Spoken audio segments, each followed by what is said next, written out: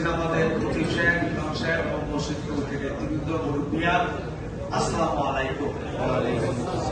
সকালে আমরা এখানে এসেছি জুম্মার নামাজ পড়ার জন্য।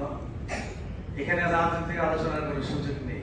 আমি দীর্ঘদিন, আপনারা জানেন যে দেশে ছিলাম না, প্রায় 10 বছর পর আমি বাংলাদেশে এসেছি রাজনৈতিক কারণে। যাই হোক, সেই কথা আর পুনরাবৃত্তি করতে চাই না। বাংলাদেশে জুলাই আন্দোলনের পর একটি নতুন পরিবেশের সৃষ্টি হয়েছে, বৈষম্য বিরোধী আন্দোলন। আমি আপনাদের এখানে যারা সুধী সমাজ, সচেতন, ফলশ্রী, আপনারা ম্যাক্সিমামে শিক্ষিত, হ্যাঁ, আপনারা সকলেই সচেতন আছেন, জানেন।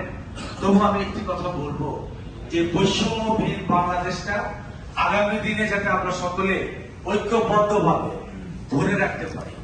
বৈষম্য শিকার কারা হয়? যারা সমাজে নিরহ, দরিদ্র, গরিব, অসহায়, তারা।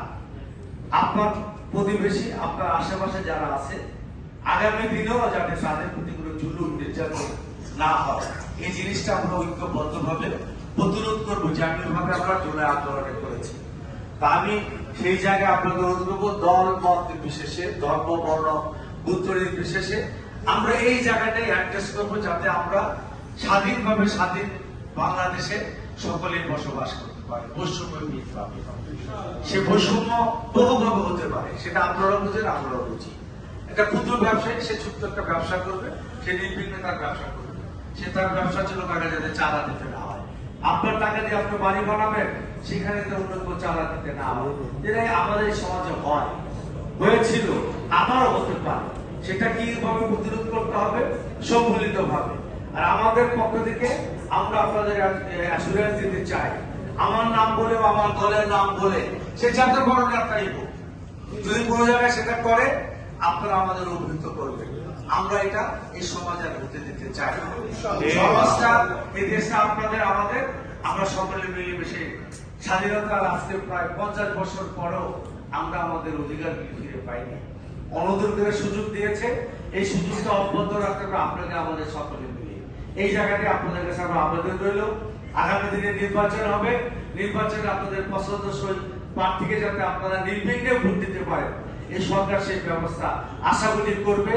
এবং আমরা দীর্ঘ সময় ভোট দিতে পারি নাই, ভোটের একটা আমেজ, একটা অধিকার, এটা ইনশাআল্লাহ বঞ্চিত ছিল। আবার নতুন করে ফিরে এসেছে আন্দোলনের মাধ্যমে, এটা আমরা সঠিকভাবে কাজে লাগবে।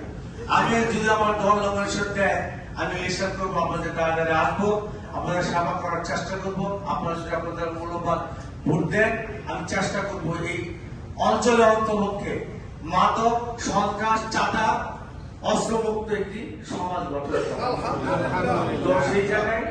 আর ধর্ম যার যার, সেই জায়গার মধ্যে আমরা অ্যাড্রেস করতে হবে যে আমাদের যারা সংখ্যালঘু বলে, তারাও বাংলাদেশি, তারা যাতে নির্বিঘ্নে তার ধর্মটা করতে পারে, চলতে পারে। এই জিনিসগুলি আমরা দেখবো ইনশাআল্লাহ। পরবর্তীতে আপনাদের সোসাইটি আছে, সেখানে আমরা আসবো, আলোচনা করবো। মসজিদে আর বেশি কথা বলতে চাই না, আপনারা ক্ষমা করবেন।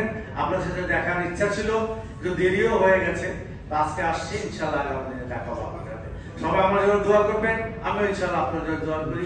জুলাই আন্দোলনে যারা জীবন দিয়েছে, আমাদের নতুন একটা প্রেক্ষাপট তৈরি করে দিয়েছে, তাদের আপনারা মাফিরাত আমরা কামনা করি, তাদের জন্য আমরা দোয়া করবো। আসসালামু আলাইকুম। এবং এখানে যারা আমাদের মুসল্লিরা আছেন, মুরব্বীরা আছেন, সকলে খেয়াল রাখবেন সব দিকে, এবং আমাদের সহযোগিতা।